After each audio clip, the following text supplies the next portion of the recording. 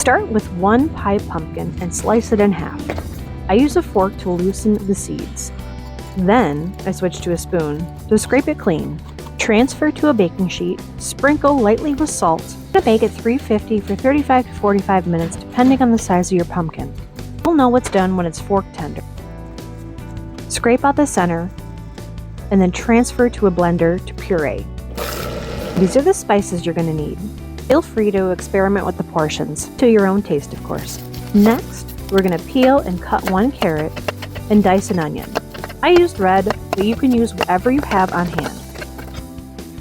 Now heat the pan on medium heat and add about 2 tablespoons of vegan butter or oil or water, whatever your preference. Then add the spices, onions, carrots, and a pinch of salt and pepper.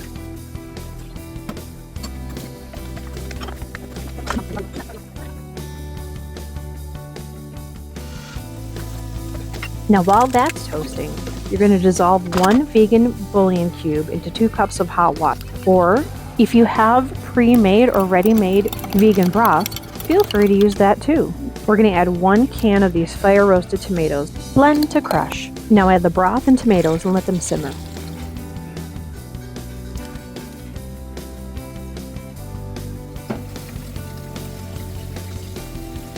Next, you're going to grab 1 cup of lentils, rinsed very well.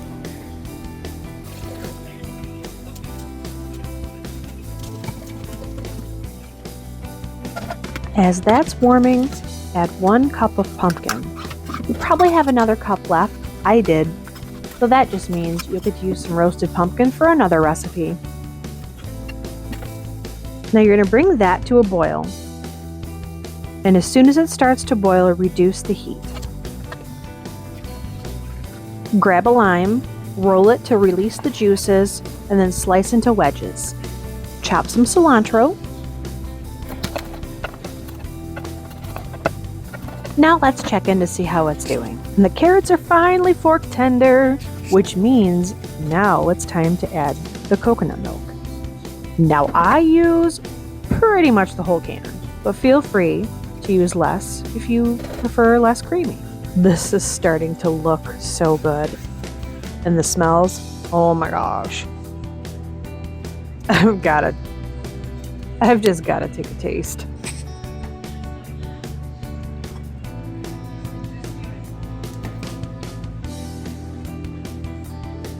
Yeah, I'm gonna add a little more coconut milk. And of course, lime and cilantro. Wow. Yeah, this is the first time I've made it with pumpkin. I usually only use all tomatoes. The pumpkin just elevates the whole dish. You can serve this with rice or pita, or just eat it with a spoon straight from the bowl. Let me know in the comments if you liked it.